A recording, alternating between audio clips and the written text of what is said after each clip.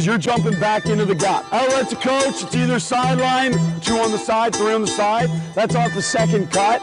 Lead the country in offensive rebounding. Hey coach, welcome to the Basketball Podcast. I'm your host, Chris Oliver. Let's share the game.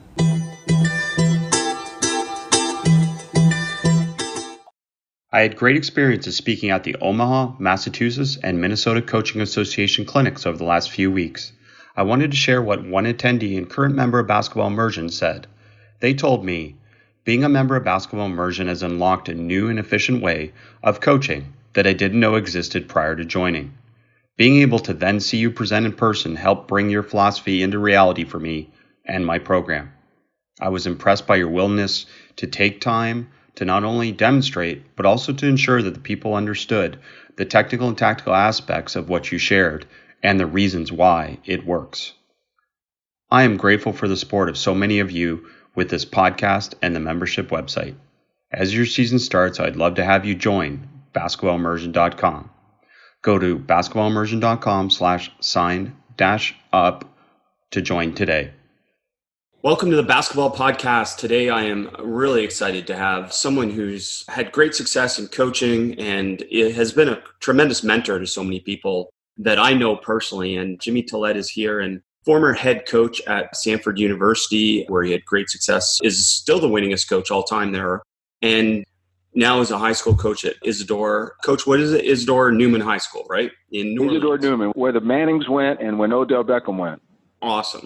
We will not get into those two stories because that would be fun too. But well, we can talk about Michael Lewis. He went there too, you know. So we get to cover both worlds, the academic and the athletic. That's awesome. Well, thank you for spending some time with us, and welcome to the podcast. Well, thanks for having me, Chris. I appreciate it. Coach, going back to so much of your success, you're a Princeton guy in terms of running a lot of Princeton offense and different things like that. But let's start with your evolution as a coach. What has changed for you in these years moving forward from even college to high school now? What things have changed for you? Well, let me go back and begin, if it's okay, where when I first started coaching in high school for 15 years and then into college, I was a proponent of motion offense. And so we ran 5-man motion in high school. When I went to Mississippi State, I was the offensive coordinator putting that in, spent time at Tulane. And then when I was at Samford, John Brady was in charge of the defense, and I was pretty much the OC, and we were still running 5-man motion. And so in my mind, looking at that and then trying to look at what I thought would be another stage in evolution, looking at the Princeton, I came up with this idea about offense, that the best offense, all things being equal, you don't necessarily have the best talent. You know, you don't have overwhelmingly the best talent, or you have no chance because you're so far down in the athletic food chain, is that you want an offense that's going to combine narrow vision with wide action. And when we ran motion, we had a lot of wide action. But the problem was the ball often had to look at simultaneous action and missed a lot of opportunities to be able to exploit defensive mistakes. And so that we had wide action, but we had wide vision. So when I looked at the Princeton concepts, they had wide action, but the ball, and this is one of the secrets of it, the ball is always looking at the defensive mistake because you're looking at things sequentially, not simultaneously. And you can then penalize the defense for that. So we adopted that system and we had success with that. Now, I didn't evolve quick enough as teams after a couple of years began to guard us in a way, not that they knew what the forthcoming concepts were because it's nuanced and it's complicated, but they just simply got into us and took us off our dribble angles and passing angles. And so I then, getting back into high school and putting some thought into this, I tried to combine, which would be on the surface, two antagonistic systems, the dribble drive system with the Princeton system, and identified two aspects that were initially troubling, like what do you do with the guy in the corner when you're driving it truly to his side of the lane, and what do you do up at the top when you have guard-to-guard action or X-to-X action or something of this nature. And so I resolved that, and I sort of put the spots to where they were identical, and we've had really good success, relative success. We're going just east and west with the Princeton, and then north and south with the dribble drive. And so had I been smarter, we might have had more success down the road years ago in college with this, because I think now that's the way to go. You have to be able to change from north and south to east and west as much as you possibly can within an offensive structure. We'll get into that a little bit. Do you think part of it is that the Princeton was really overexposed? I know it's still difficult to defend, but part of it is familiarity, right? People got used to seeing it. It wasn't like such a unique thing that this one game was completely different than others. Is that fair to say that Princeton became more common? Yeah, I think so. And that allowed defenses to catch up. I know that I can't imagine having to play Princeton years ago and having no video and having no shot clock, anything of that nature. And they never talked about their offense. And so when Coach Carmody became the head coach, succeeding Coach Carrill, who never talked about it, in understanding why, I had done some homework. I had worked this spring before I was named head coach, because I did every spring trying to break down offense. I took literally 99 pages of notes, and I put it onto 21 transparencies and called Coach Carmody and Joe Scott, who I knew, and said, hey, I'd like to come up. And I went up there like a geek bearing gifts, the idea that I had actually worked on the offense. Here it is. Let me show you. And we didn't exchange terminology, but we did exchange ideas. And so I never really liked to talk about that very much. But I think with the advent of just this universal video and things of this nature and more people running it because of certain successes, I think that's fair to say. And for sure. And that's why Joe Scott changed a lot of what he was doing when he was at the Air Force and Denver, and guys who were steeped in the Princeton system. I can't think of the guy's name. I'm having a senior moment at Richmond now. Anyway. Mooney. Yeah, Chris Mooney. Those guys have gone away and changed it on their own, as did Carmody when he became the head coach. He changed things too. So I think the interesting thing about that is you can retain the essence of the offense, even though you change some outward components. So it's the whole idea of being deceptive, because what you're doing, and while your team is developing good judgment, the ability to discern the similarity in different things and the difference in similar things, the defense really is behind the eight ball, because things are going to look alike and they're not. Things are going to look very similar and they're not. So but I think in general, I think your analysis is correct. And also playing against more athletic teams who are just going to get into you. And even if they don't understand the concept, their athleticism is going to trump yours. Well, it's fascinating, and it's like a lot of those offenses, like the triangle, obviously this, and high post offense, different things like that, they've all evolved, and people have taken pieces of them and adapted them. And I think from watching Bill Carmody's stuff, like he put in more isolation and more type of dribble drives type of stuff for players, but more in type of isolation and matchup. When you added dribble drive, is it matchup oriented, or is it more freedom of decision for players to be able to break off action to be able to drive? No, it's completely free. And in fact, to the point, I've just retired this year, really because of some physical ailments. I had one knee replaced and getting another one, but I haven't retired from the mental aspects of coaching, and I may work again anyway. But what my belief now is similar to Doug Novat, who I know you know, is the idea is I want an explanation, why the action is slowed down. We want to play as fast as we can in offense. And what I mean necessarily shoot, I've always believed that it's not the quickness of the players, it's the speed of the offense. And so what we're trying to do is we're trying to play as fast as we can with certainty and then make good decisions from that with judgment. And you have some built in, and it's easier in high school because you don't have a clock, which is pounding at you, to be able to play with safety and be able to take care of the ball. So those two can go together, the speed of the offense and the safety and security of the offense. So we still want a high percentage shot. We don't want a quick shot. We want a high percentage shot. And within the Princeton offense, what defines that now? Do we go with modern analytics in terms of rim and three? Because Pete Krill was kind of ahead of the time. When I saw them practice, all they did is shoot threes.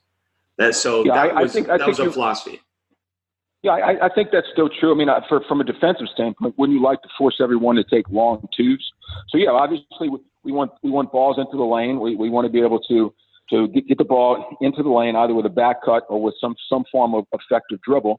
Now, what we've done to extend that, or picking up on some of the ideas of my friends, is we now are dribbling to posts. So we're taking guards. We're giving everybody an opportunity. We're providing instruments for everyone who is handling the ball to get into the post and working on post moves and isolating there. So that's a little bit different. But yeah, we're also going to shoot threes.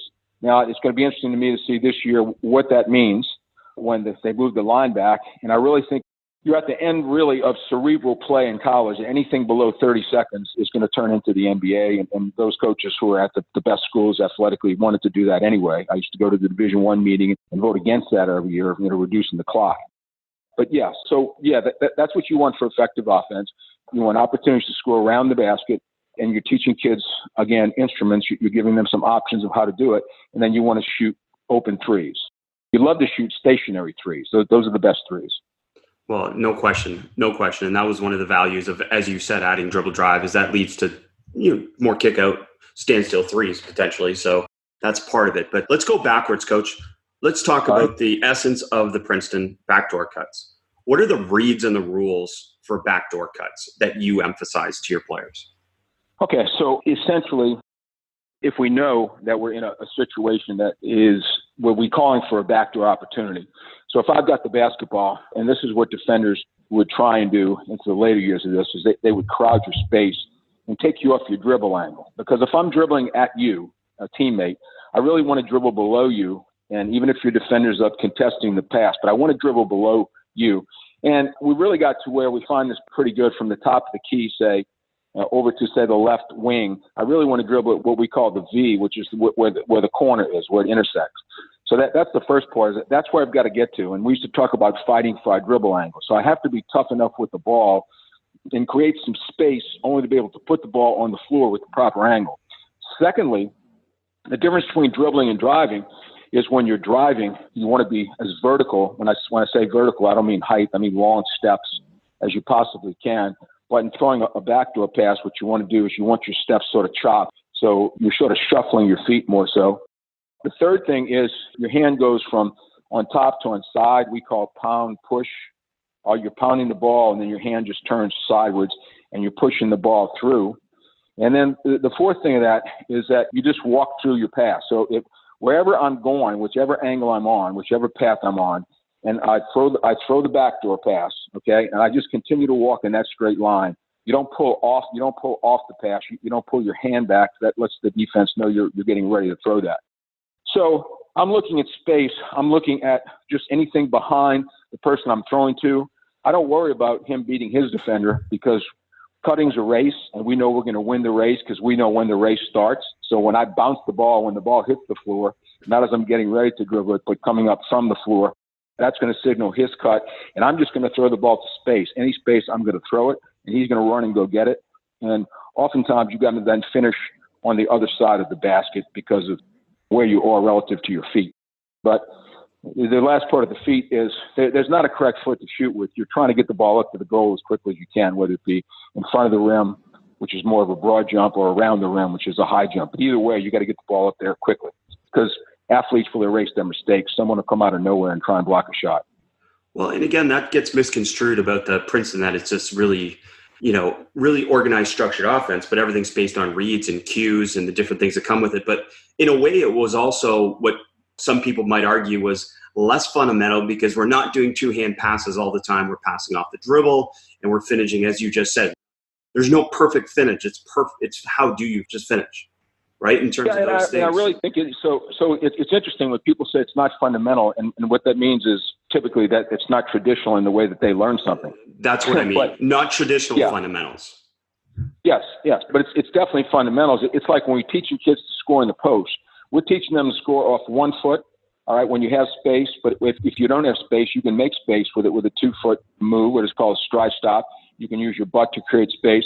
And so what we're doing there is, and we're teaching kids also to finish off of different feet. So all we're doing is redirecting your balance. And when we're throwing balls with one hand, we don't want to put a second hand on the ball. So all we're doing is we're just being able to work on snapping through. So these are fundamentals to what we do. It's just not the ordinary conventional fundamentals. If we had more talent than the team we're playing, and often you don't, that's what Princeton teams, why they run this, is then you have to be able to get the ball in and out of your hands as quickly as you can with balance. You want to begin on balance and end on balance. And so it's about that. It's about being accurate, being meticulous, snapping the ball through, and reading defenses, making good judgments. So it's the efficiency of the offense that's always attracted me. And I've started to define skill a little bit for people in terms of thinking about skill in terms of the elimination of something.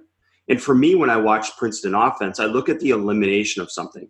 Like there's just an efficiency, as you said, about the dribble, about the cut, about the sprint to space, all these different things. And I don't know, did you spend time with Coach Kirill in terms of this? You said he wasn't really that open about sharing, but did you get a chance to? No, he never shared. The funny story about Coach Kirill is I've been in that old Princeton offense, and they had a student worker who was temporary secretary, and she might then go off to class. And they would tell stories about these guys would be in there and the phone would ring, and they would kind of hope that Coach would answer it. And they could understand what he was saying. He'd be on the line, and you want to talk offense? And Coach, after a couple of minutes, would say, well, let me ask you, how much golf do you play? And I guess the person would think, well, gee, Coach wants to play golf with me. And what's going to happen pretty quickly is Coach is going to say, you know what? You play too much golf. Why don't you do what I did? Is figure it out for yourself and then hang the phone up and stuff like that. So no, he was a crusty guy. He wasn't talking at all. In fact, the year before, when we spent time with them, we were in a tournament at Iowa State. Tim Floyd was coaching there. We all stayed at the same hotel. And we'd have a drink. We'd be sitting down talking, in this tournament. And he'd be talking about a lot of stuff. And you'd want to bring something up for offense. And he'd change the subject. And he was not going to get pulled into that conversation. It's amazing. And obviously so much influence on the game, considering how little, obviously, you're saying he shared. So truly amazing. But is it fair to characterize parts of the Princeton offense as what I said in terms of, like, it eliminates certain things to increase the efficiency? Yeah, but it's sort of a misnomer, like I said before, that it looks like you're doing a lot of things, but it's like playing the Dallas Cowboys years ago when they had really 5 plays, but they had 25 formations. So it looks like it's complex, but it's really not that complex. I mean, once you learn the deception and once you learn the sets that are pretty much all going to end the same way, they're just going to end from a different angle. Then it becomes simplicity, or really on the far side of complexity. I mean, you got some things that look complex, but they're really not. And so, yeah, you're eliminating things, but certain things like what we would call a drift screen. If I dribbled at a person for a back cut, and simultaneously the person below him from the corner would fill up.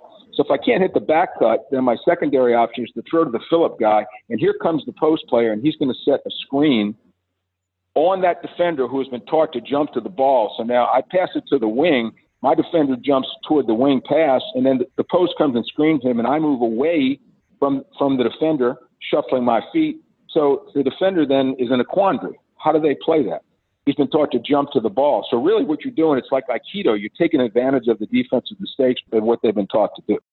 Right. You're taking advantage of what is actually good defense, which is the tendency of the defense. Right. Yeah, no, it's great stuff, brilliant stuff. It's like years ago, I remember watching, this is how old I am, watching Providence play around the same time, Jimmy Walker and Pete Maravich. Defenses were so good at guarding the ball and getting a trail hand in between the guy who's dribbling the ball and their stance. And so this pretty much effectively eliminated crossover dribbling. So this led to the advent of dribbling between the legs because that was safest cross. And then now people were able to speed that up. And I'm sure that was viewed as, that's just, decoration. No, I mean, it was used for a purpose. But originally that was just thought of, these are people just, it's non-traditional, it's non-fundamental. And so it's merely ornamental, and that's not true. So there's study the game, there's a reason why things develop and why things stay in the game and why things change. I have a fascination with the way the Princeton offense was traditionally taught. I'm not sure how you teach it, but the Princeton coaches that I've seen do an immense amount of 5-on-0. And yet the offense is based on decisions and cues, which require defense to make those decisions. And I've always been fascinated by that dichotomy that exists with teaching it and then the application of it. But then the other part that goes with that, and you can answer this, traditional Princeton coaches that I've seen do a lot of 5-on-5, where they counter that with obviously doing a ton of 5-on-5. And it's not just all breakdown drills. Is there ways that you found best to teach basketball, but especially focused on the offensive stuff you do? Well, to teach the 5-on-0, and obviously there's advantages to that and disadvantages. The disadvantage is, there's no pressure on your dribble angle. There's no pressure on your passing angle and things of this nature. The advantage is what you're teaching yourself is you're teaching yourself the speed of the offense and what is known, I called it ABC, the action beyond the concept. So I'm dribbling to make a play. Nothing eventuates. Where do I go next? I call it the sub-act. What's the sub-act? Well, what comes next? So all it is a series of concepts which follow one another based upon what I do with the ball if I can't throw the ball for, say, a back-cut pass. Do I make a pass here? Do I dribble the ball out to like a guard-to-guard, which signals something else, and that brings up Whenever the ball's at one guard to guard, you need a twin and someone on the other one. And that can get into like a chin concept that everybody's familiar with. You throw it guard to guard and get a back screen by the post player. So that's good for the 5-0. Now what you got to do is you got to put defense out there. And you got to get some days where defenses are going to be instructed to hold the offenders. Maybe they've got to make fists or something in nature, but they can hold them with their forearms and things like this to get people to move through the resistance, which if you're interested in Clausewitz, let me expound on that, fog and friction later on. And so, then you got to be able to make judgments. So sometimes we put the defense at a disadvantage where we're driving the basketball and we're orchestrating who helps. The offense doesn't know who helps. We told the defense how to help. And then you got to make good judgments out of that. So I think all three of those things have to be run, particularly nowadays, as there is still some understanding of the Princeton. But it's interesting because it's making a comeback.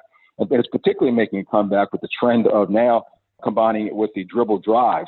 And so there's a lot, what I see, particularly in high school, but in some colleges also, I see where people are very intrigued with trying to combine the two. Well, and we're going to get into that because I'm excited to hear about that. And, the chin action exists as its own play. The cut and replace that you talked about exists a lot, especially in the NBA with the 45 cut to the basket to take advantage of a defender that loses sight off the ball. So there's parts of the Princeton that have, again, they hold true no matter what offense you run. Are there some other parts of it that you think should be more used by coaches as those standalone actions or those automatics, as they call them nowadays?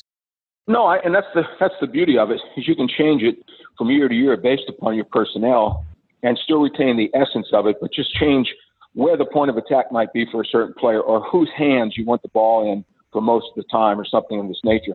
And also there's something related to the chin, which I mentioned, which you're familiar with. What's kind of going away from that, because I think some people have studied it, but I don't think they've studied it in its entirety and in its depth. That was originally designed for when that post player sets that back screen, and he's presumably with a good back screen and a good cut, he's going to create help with his defender. If his defender doesn't help, well, then the cutter should be open. So typically, back screener now would just simply go take a beeline to where the ball is on the wing and try and catch right after the back screen. That was the secondary action.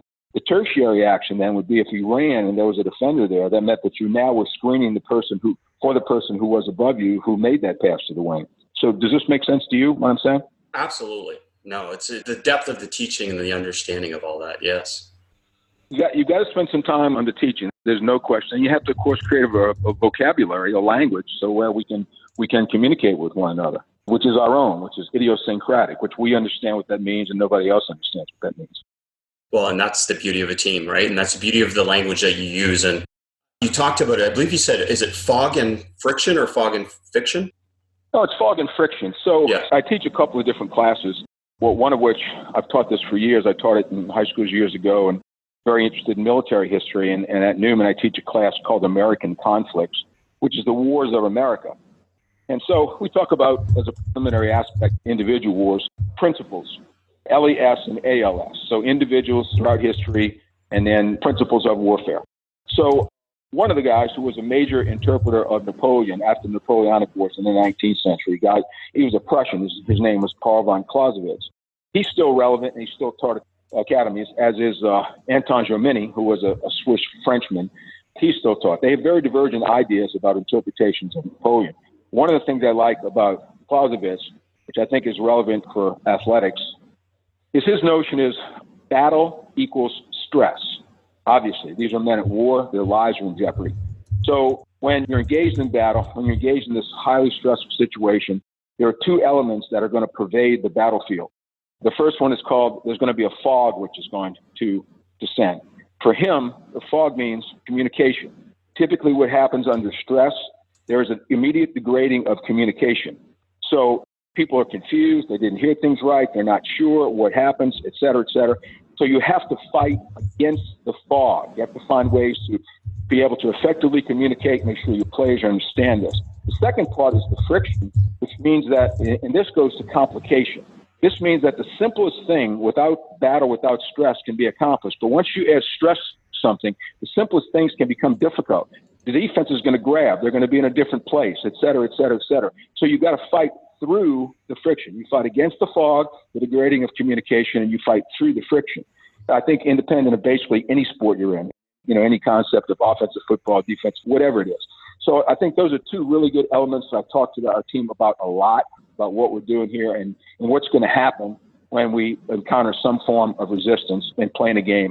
And the stress is obviously going to accompany that. Coach, it's by far the first time Napoleon's ever been referenced on this podcast. So you'll live on forever. That's awesome. How do you work on creating better passers? Because that was always a component of this. So what's the best methodology to do that? Well, are you talking playing in space or playing in tight? Well, let's just say general as a decision maker to pass, and then the type of decision to execute.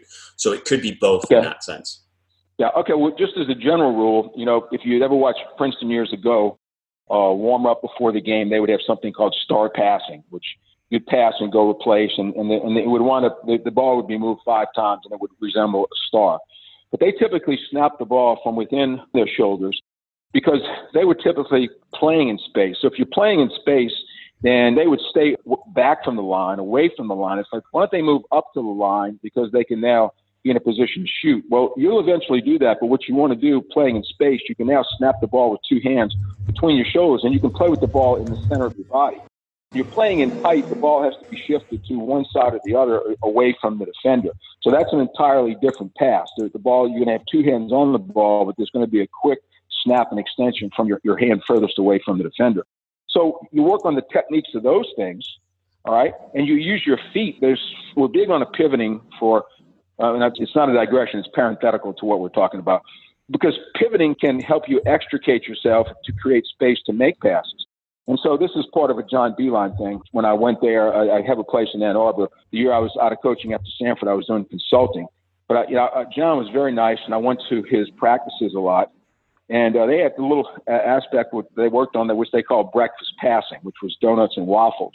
Well, since I've added donuts, waffles, pancakes, and bagels. And so that sounds, esoteric.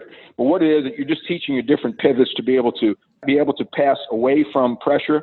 Okay, and also be able to extricate yourself from pressure. So this is a huge component, an undervalued component of passing is your pivoting to be able to get open. And then the other part of that would be the notion of judgment. So, it's all about judgment. Do you have space? Who's being guarded you? One of the things we talk about in the dribble drive and also with the Princeton when you're driving the basketball is you got to get your hand on top of the ball to be able to pound the ball, get it hard to the ground and as quickly as you can back into your hand, because that's when you have control. And you need to get your eyes up on the rim, A, to be able to finish, and B, to see where the help comes from, to know who's open. And then you have to be able to deliver the ball, make the right decision. Who is open at that point? So the ball always has the opportunity. I'm picking up on this. The ball always has the opportunity in terms of teaching kids to see and share.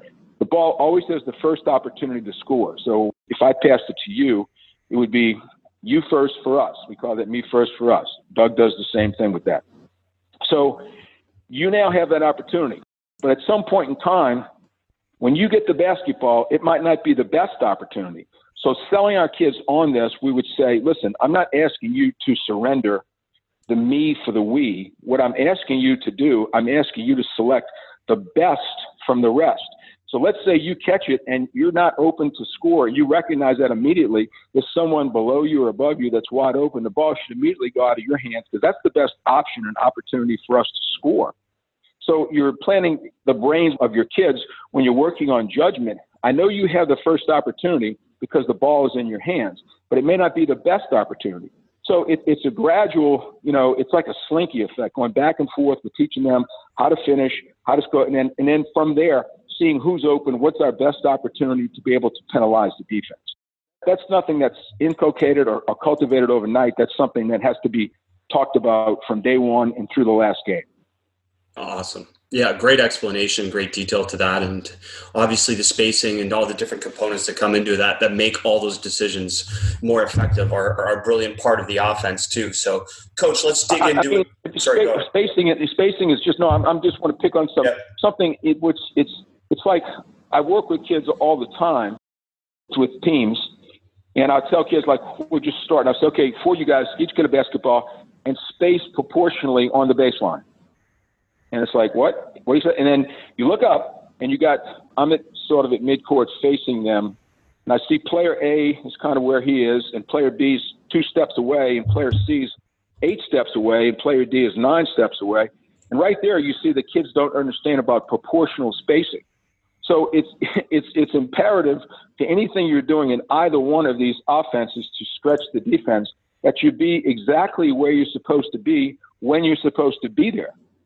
This is called Aristotle's hitting the mean, right? The right amount in the right proportion at the right time, okay, at the right place. So you can't just run around and not be spaced properly. And if you're moving, you're trying to get somewhere. You're trying to create space quickly and get somewhere because, as we said before, you shoot the ball better when you catch and shoot rather than off the move. So get yourself in a position to go from stationary to sprint to stationary. So this is another undercoached part of that Princeton stuff is you're not being just geometric to be geometric, but there's a reason why, and we also mark the floor about where kids should be optimally spaced, and I leave that down for the whole year for kids. And the defense has no idea what that necessarily means. So I didn't mean to pick up on that, but that's such a huge part of being able to score. And that was another problem in motion because of screening. As people come together with screening and cutting, then it's difficult to teach them to respace proportionally to where both of you then can be threats to the defense. Usually somebody's not moving the way that they should because there's a lot of movement, a lot of reading there.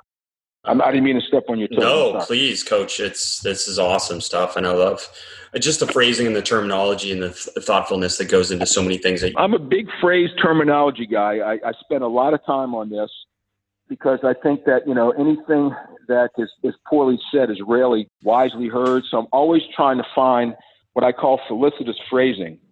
So in years of basketball, you want to learn how to say something with concision and clarity. And really, you want people not to be able to understand, but the opposite. You want them to be able to not misunderstand. So that's the key to that. And, like I teach this one class in military history, and I've developed some felicitous phrasing because of the years. I'm teaching a second class this year, the first foray into this, and it seemed like a good idea at the time, but it's a bear. I'm teaching a history of Western philosophy. So I'm trying to learn felicitous phrasing that goes into my brain and out of my mouth so these kids can understand things. So again, it's incumbent upon the coach to say things in a way that not only can be understood, but can't be misunderstood. And that's a huge difference, but that's an important difference.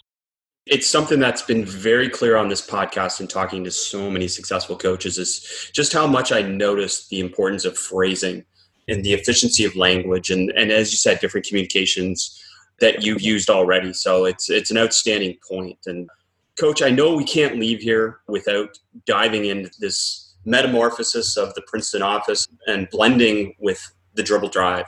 Can you talk about what that means? Because I know you're going to get a ton of questions about this. Can you give us some details on what that means? Well, I think it creates just more options for us in terms of facing the floor, but also being able to penalize defenders for getting into us. So we've gotten so much better at kids working on what we call body up, body by. When I have the ball and my defender bodies up to me, we work really hard at getting by that defender and being able to be effective and efficient. Now we're back to the verticality of our steps. So our first step is a little shorter step. Our second step is a long step because we're trying to accelerate. If you reverse the two with a long step, and your second step for balance is going to be shorter. You're actually decelerating, not accelerating. And so we've really worked on that with various types of finishes with either hand, an inside finish or an outside finish off of 1 foot and 2 feet. And so that has really been crucial for us. And you get fouled more, that aspect. And then having a safety mechanism for some kid who's trying to drive the ball and they can't get through what I call the driveway, wherever that is. And then we say you got to bounce the ball. So you want to bounce it out to a certain area. Usually it's guard to guard area, but you can bounce it back to a wing. And it's an optimistic way to coach kids because what you tell them when they do that is that's great judgment, A. And B, don't worry about that you can't get through the driveway and you throw in the magic word, yet. You can't get through there yet. And so you don't need to try if you can't right now. It's okay because we're going to get better at this. So don't worry about the fact that you can't get through it yet. Yeah, we just want to take care of the ball and safely extricate ourselves and move on in offense. Let's get there as quickly as we can. So these are some mechanisms, I think, in terms of teaching kids that they feel comfortable in the learning stages. And I think, the whole notion of improvement. I have people who talked about the notion of what comes first, confidence or success. And I would say, well, the thing that comes first really is improvement. Focus on improvement. Robert Frost, I don't know if you probably get a lot of reference for him. He says that the fact is the sweetest dream that labor knows. The idea that you're doing something and you're actually able to accomplish something, it does wonders for you. So you self-improved. So now you go to the second part. So you feel good about that. The second part then is how far you can improve. That gives you a sense of seriousness and purpose. And the third thing is it gives you optimism because you are improving. And so that's going to lead you right through that whole notion of success and confidence. But they're going to work on one another. So forget that. Work on improvement. And that's all we're trying to do, and everything else flows from that. So I didn't mean to diverge into that, but that's something we talk about with our kids all the time. It's just simply about the improvement aspect of things. Well, the most powerful word in learning is yet, right? And I love how you brought that in. And then the other part, the way I phrase it, is to notice progress. I mean, that's the most important part, as you said. This improvement is this process that they all go through, and that's part of the learning progress. And noticing that progress keeps them on task, but also keeps them motivated because they know that they're improving. And sometimes there's a misinterpretation of that. So when we're teaching kids to finish, the whole idea is you want to start on balance, end on balance, and in between you can figure out your own dribbles. But we're trying to get there as quickly as we can on balance. And so you've got to play as fast as you can. So if I told you get on the baseline, we're going to work on handling. The first thing that comes into play is handling.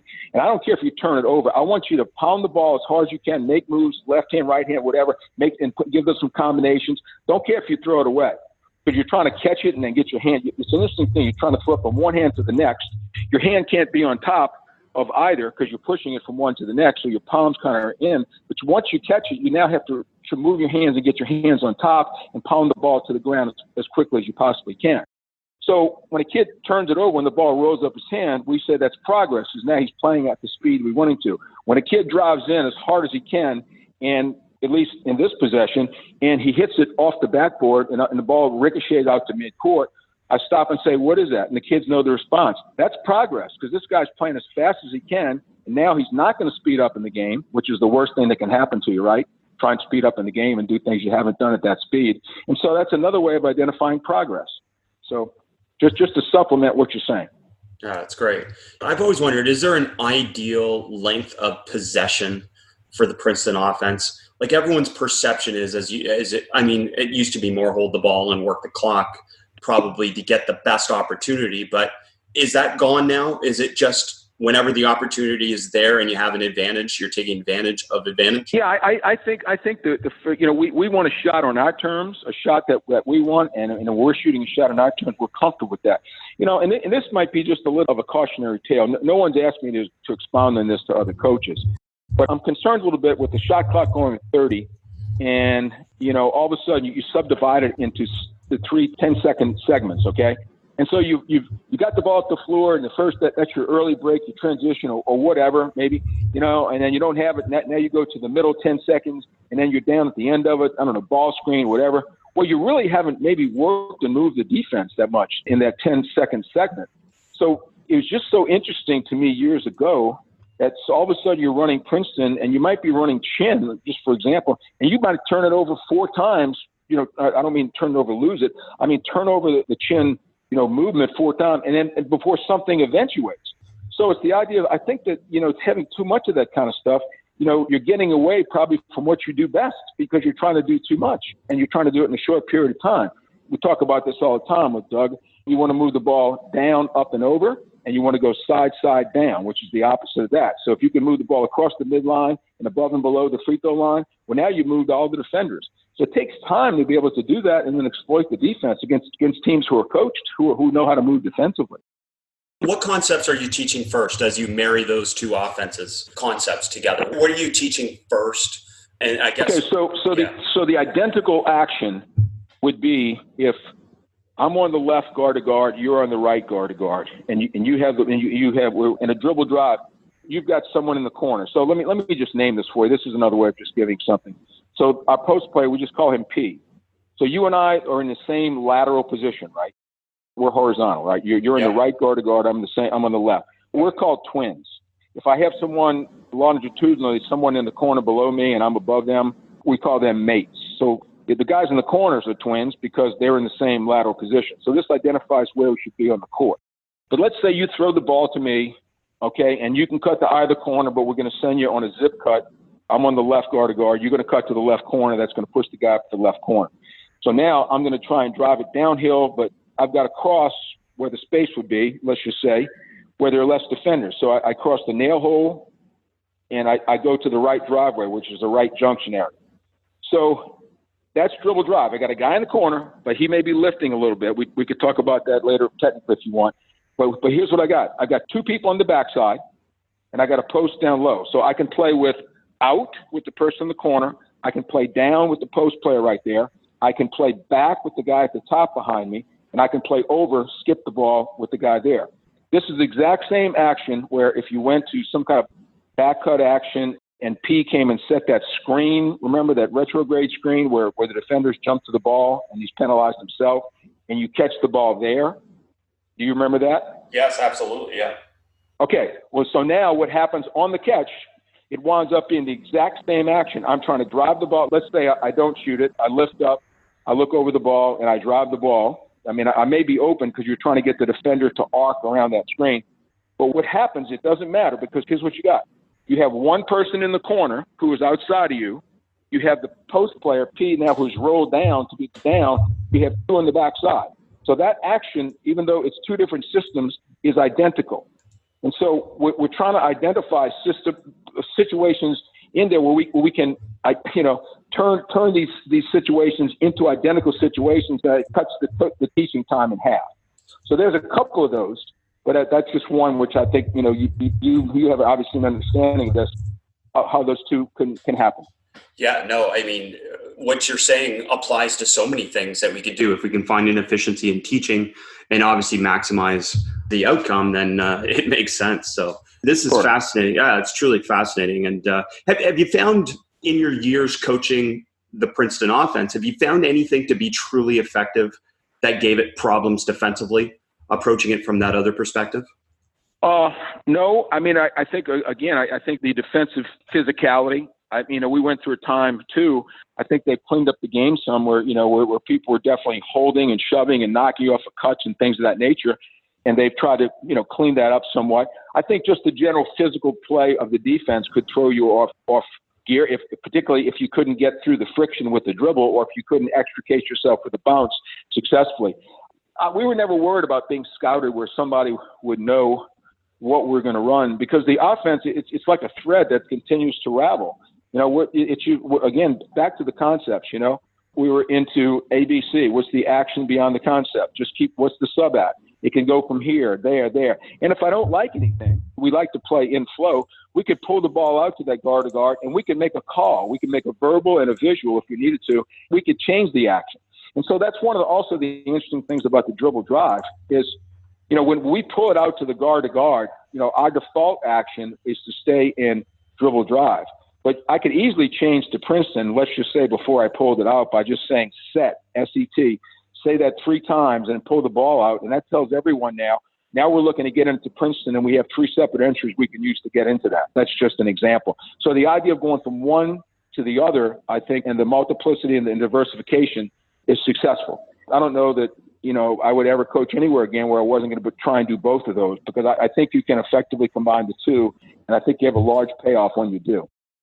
Is there an ideal team for this, or can this offensive concept you're discussing here, can this be run by any team? Can any high school team develop this? Yeah, absolutely. I've spoken to, in the last 6 months to a year, I've talked to 10 different high school teams about this stuff. Like I say, it seems to be trending for some reason, combining the two. No, I think it can be done, but I just think you can make some adjustments. Like you can take with our post player 2 years ago, was a kid who was 5'9". We just put him below the defense when we drove the ball. He's facing the ball and he caught it and he shot a mic and layup while he was facing midcourt. He just bounced it, shot it off the glass. You have some kids when we call it escaping, when you drive the ball at a guy and he loops out, and we used to loop this kid out in the post, and, you know, he'd be behind the ball. He could shoot. He could make threes. Other times we didn't have guys who can do that. So you just got to make some tweaks, adjusting it to your personnel. But, you know, that's what coaching's about. And you figure those things out, and the kids will figure those things out. That's really one of the things I miss the most at this is the preparation, the mental preparation, evaluating what I call it, you know, one of the obligations of leadership.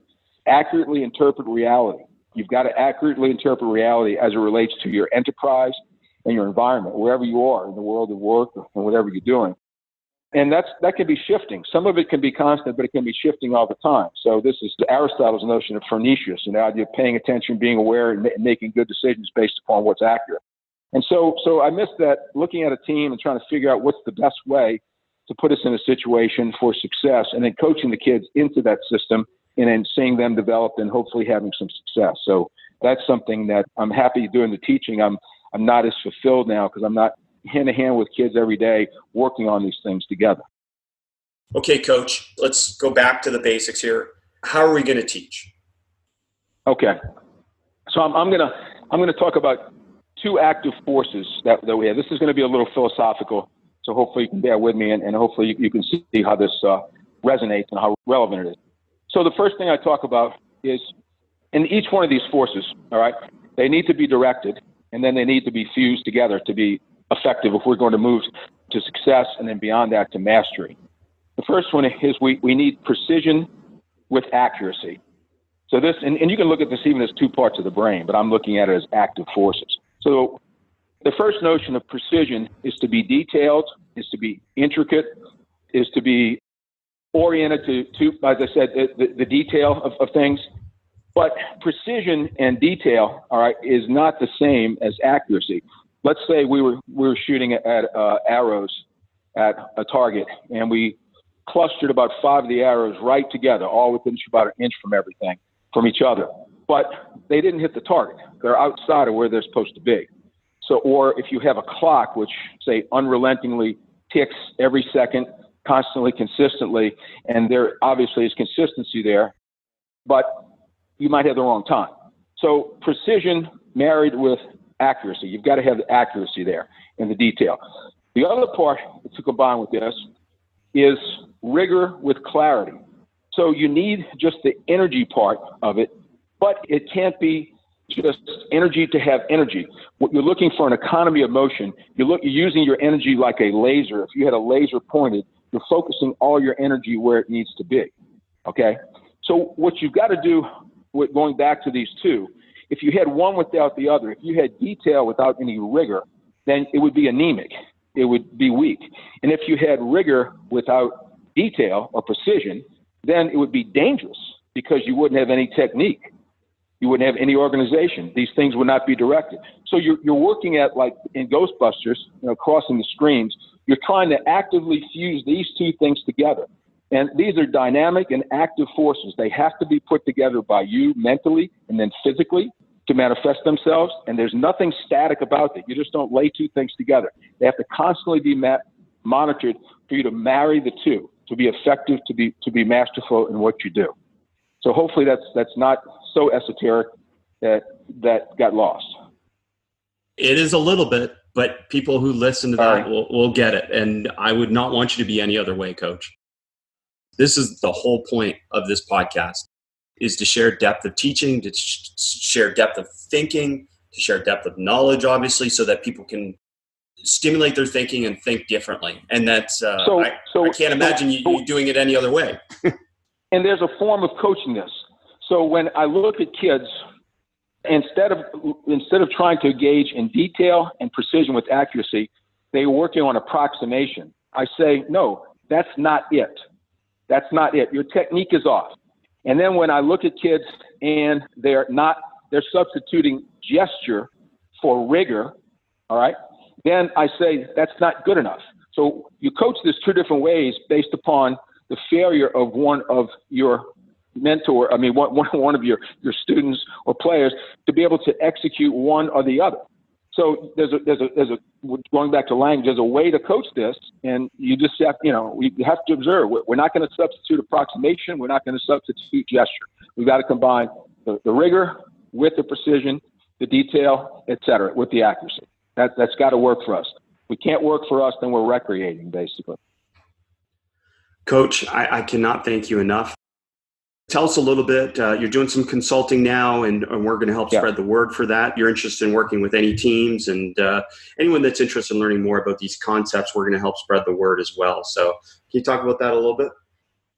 Yeah, but I've done this really for 40 years, coaching. I've 45 years actually.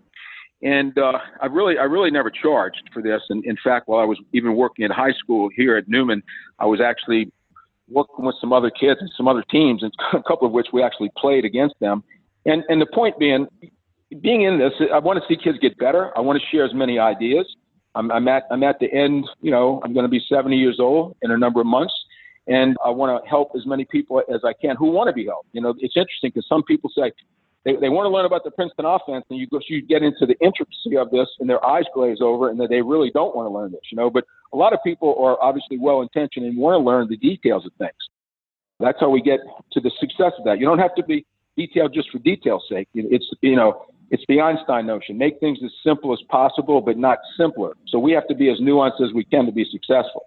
But anyway, so my point is, I've had a lot of, in the last year since I've announced my retirement, a lot of people who called me, and I said, listen, I want to do this, but I'm not using this to retire on the French Riviera, but I want to be compensated for this. So I've set up a compensatory scale, and I've had a number of people who are interested in calling me, and I'm looking to expand that some while I'm still enjoying my teaching at this point, and just we're going to see where that goes.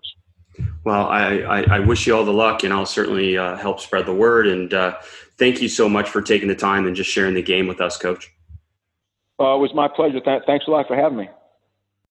To find out more about Coach and all we spoke about today, please take a look at the show notes for today's episode. I love to share the game and have basketball coaching conversations, so connect with me on social media. You can find all my social media information and all your membership, clinic, and consulting needs at basketballimmersion.com. That concludes today's episode. I know there are so many podcasts out there. Thank you for taking the time to listen to the Basketball Podcast with me, your host, Chris Oliver. Please subscribe and share the podcast with your friends and colleagues so that we can keep bringing you the best of what's out there and share the game.